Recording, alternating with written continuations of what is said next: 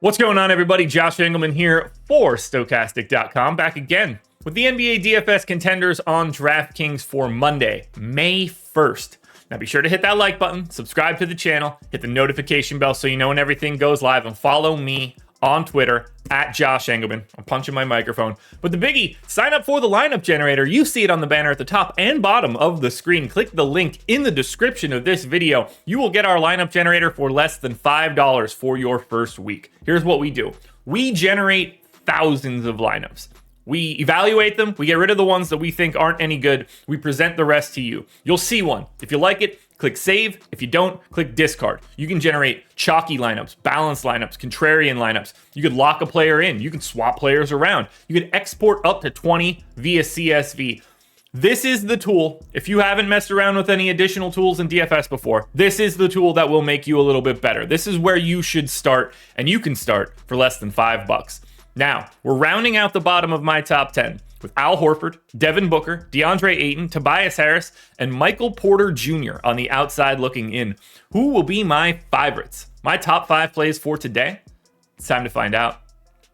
First up at number 5, we've got Tyrese Maxiell, point guard, shooting guard eligible, 6,900, projected for 37. The goal is 36.5. He's in the optimal lineup 37% of the time. I went 38 minutes here for Maxiell. Doesn't look like we're going to have Joel Embiid, so you got to rely on the guys that are normally your heavy minute dudes. And I think that's got to be Maxiell.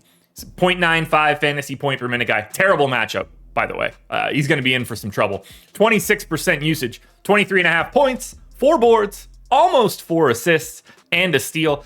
It's going to be scoring. That is what you need out of Maxiell. If he's not scoring 25 plus real points, you're going to have a hard time paying off that $6,900 salary. But you get the MPE, and you get the fact that Joel Embiid's 38% usage isn't on the floor. Somebody's got to shoot, and I know Maxiell isn't going to be afraid to do it.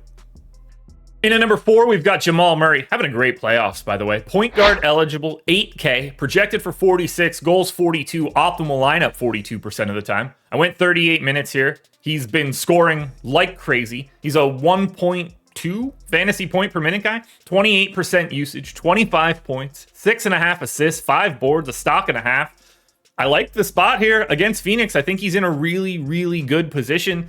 He looked great in game 1. He looked great against Minnesota. I have nothing else to add. It seems like Jamal Murray is back and fresh from his injury, and his combination, his ability to play with Nikola Jokic, at least on offense, is as elite of a two-man combination as you can find, and that's paying off for Murray right now. Happy to get there. The minutes are there. He could play more in a competitive matchup. He's the first guy up and over that 40% optimal rate. You will not feel bad at all rostering Jamal Murray. In at number 3, we've got James Harden, point guard eligible, 8,800, projected for 51. The goal is 46, optimal lineup 45% of the time. I don't know how you get away from him here with no Embiid. The only downside to James Harden is the fact that he has to face the Celtics, and they've got like 7 dudes that can guard him. 40 minutes here for Harden, 1.25 fantasy points per minute, 23 points on 30% usage, 11 assists, 7 boards, 2 stocks. He's just going to try to do everything. And we know what Harden looks like in the playoffs. Usually happens worse. It's usually worse for Harden in like games that matter. Game 1 might be a little bit different. I think he's in for a steady diet of problems against Boston. But at least in game 1 with no Embiid, and at least enough rest that he should be feeling pretty fresh heading into this one. I don't know how you get away from it. James Harden's raw point ceiling is massive without Embiid on the floor. 8,800 is a price tag that is too low. Like, imagine we know that Embiid is out for the next 3 games. James Harden's more than 8,800 in game 3 and game 4. You got to bank that value now. Same team, different guy, DeAnthony Melton in at number 2, shooting guard, small forward eligible. So you get guard, forward, and utility. Amazing flexibility. He's 4K, great price tag, projected 23, goal 22, optimal lineup 46% of the time. It's a flexibility and price play. There's a lot of minutes variability here for Melton. I think he can go upwards of 30 if things are going well. I think he could be down around 24 if they need more length. 0.85 fantasy points per minute, 10.5 points, 4 boards, 2 assists, 2 stocks. This is just the easiest place to find value. It's a great point per dollar play. It's a great position. And you know Melton with no Embiid, like they don't have a choice. He's got to be out there for something. And even if you only get like 22 to 24 minutes out of Melton, he could have a good day and still get you to a score that is functional because of his price and position. So there's no avoiding this one. DeAnthony Melton looking pretty good. DeAnthony Melton looks almost as good as the lineup generator, which you can get for $4.48 as long as you scan the QR code on the screen or click the link in the description.